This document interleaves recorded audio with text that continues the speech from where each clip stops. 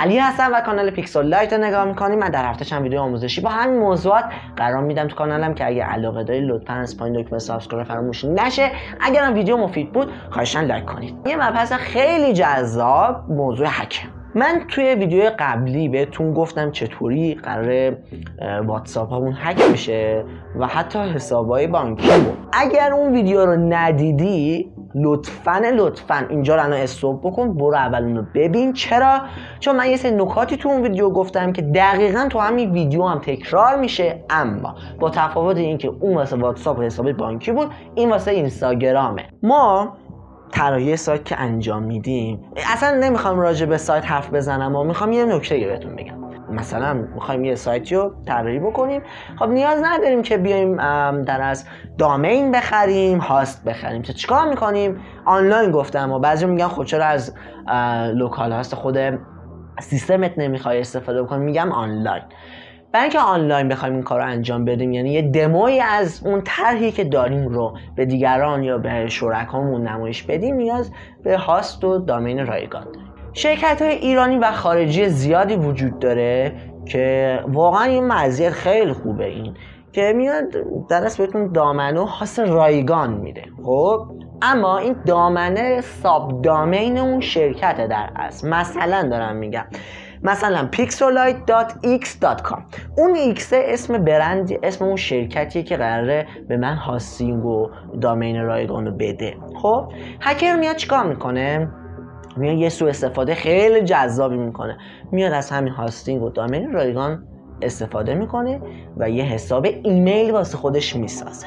یعنی چی حساب ایمیل میسازه؟ میگه مگه جیمیل نیست؟ مثلا مگه یاهو نیست؟ مگه فلان نیست؟ نه شما وقتی یک حساب ایمیل خب داخل سایتتون طراحی بکنید، این امکان رو دارید تا شکل و شمایل و قالب بندی ایمیلی که قرار ارسال بکنید رو تغییر بدید.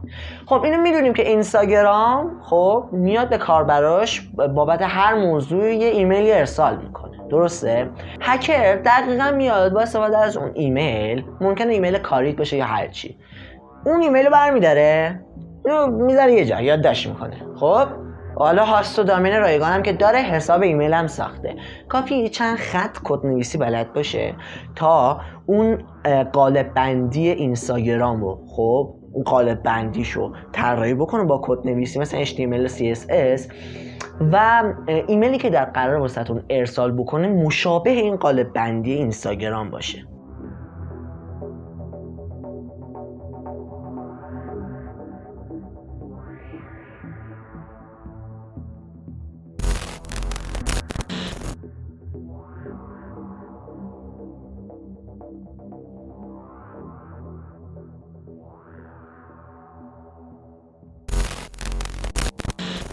شما متوجه دیگه نمیشید که آیا این اصلا ایمیل خود اینستاگرامه یا ایمیلیه که کسی دیگه واسهتون ارسال کرده. حالا یه موضوعی که هست، شما میتونید با تقریبا 2 تا کار متوجه این موضوع بشید. اول از همه این که دامنه ای که براتون ایمیل ارسال شده رو بررسی کنید.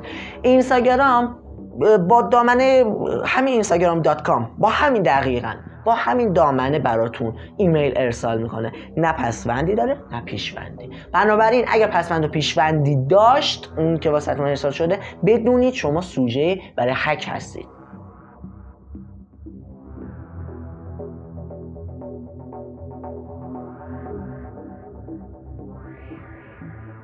موضوع بعدی یعنی دومین روش اینه که اصلا ببینید این ایمیلی که ارسال شده به کدوم ایمیل منه. اینستاگرام به ایمیلی به شما پیام ارسال میکنه که ثبت نام کردید، یعنی حساب دارید توی اینستاگرام، یعنی ایمیل های دیگه که داری به اون ایمیل که اصلا کاری نداره. بنابراین اگر متوجه شدید که به یه ایمیل دیگه که اصلا حساب کاربری باش ساین اپ نکردید بهتون پیام ارسال شده، بدون شما سوژه هکرها هستید، پس تو دامشون نیافتید. دقیقاً با همین روش هستش که هکرها دارن حساب کاربری رو هک میکنن. در اصل اینو من بهتون بگم، خیلی خلاصه وار بگم، لینک ناشناس براتون ارسال میکنه با استفاده از همین قالب بندی ایمیل که براتون میفرسته. شما وقتی روی این لینک کلیک میکنید در اصل به یک صفحه‌ای انتقال پیدا میکنید که در اصل از شما یه سری اطلاعات میگیره.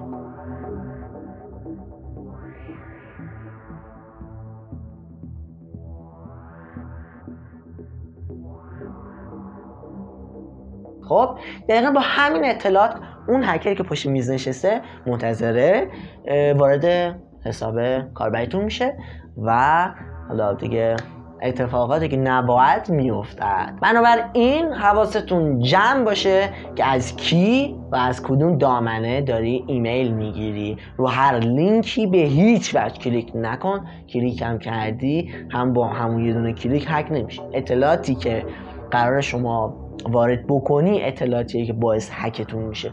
پس لطفاً اطلاعات شخصی خصوصی هر حساب بانکی، حساب واتساپ، حساب اینستاگرام، حساب یوتیوب، هیچ کدومو در اختیار رفیلدهای ناشناس ندید. دمتون گرم. امیدوارم ویدیو مفیدی بوده باشه. اگر خوشتون اومد دکمه لایک رو کلیک کنید. اگر هم به این دست از موضوعات علاقه دارید لطفاً از پایین دکمه سابسکرایب فراموش نشه. دمتون گرم. روزگار خوش.